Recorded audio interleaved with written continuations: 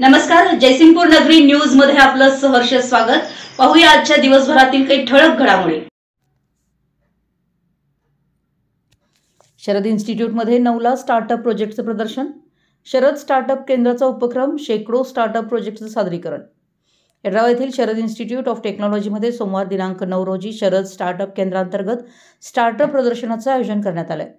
आंतरराष्ट्रीय स्तरावरील नामांकित कंपनीचे मॅनेजर HR यांच्या या उद्योजकांच्या हस्ते या प्रदर्शनाचं उद्घाटन होणार आहे। संस्थेचे एक्झिक्युटिव्ह डायरेक्टर अनिल बागणे प्रमुख उपस्थित राहणार आहेत। दरवर्षीप्रमाणे या शैक्षणिक वर्षामध्ये इंजिनिअरिंग, पॉलिटेक्निक व कृषी महाविद्यालयातील प्रथम वर्ष ते अंतिम वर्षापर्यंतच्या विद्यार्थ्यांनी 1000 पेक्षा अधिक प्रोजेक्ट तयार केलेत। त्यामधील स्टार्टअप रेडी प्रोजेक्ट्स प्रदर्शनात मांडण्यात येणार आहेत।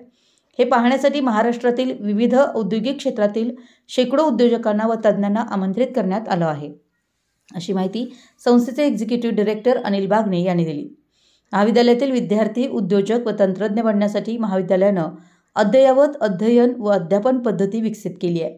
तसेच 2011 पासूनच प्रोजेक्ट बेस्ड लर्निंग PBL संकल्पना राबवण्यात आली आहे।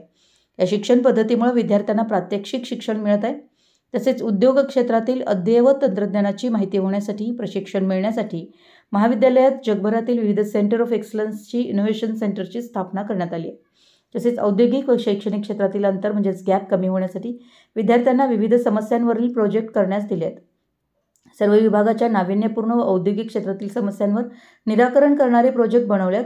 त्यामधूनच स्टार्टअपसाठी प्रोजेक्ट तयार झाले आहेत। महाराष्ट्रातून विविध औद्योगिक क्षेत्रातील उद्योजकांकडून सल्ला घेऊन त्यामध्ये सुधारणा करण्यात येणार आहेत।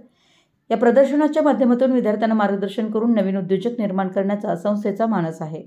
आमच्या जयसिंगपूर नगरी न्यूज चॅनलला लाईक करा, सबस्क्राइब करा आणि हो, स्क्रीनवर दिसत असलेला व्हॉट्सअप नंबर तुमच्या मोबाईलमध्ये ॲड करा। पाहत रहा जयसिंगपूर नगरी न्यूज चॅनल।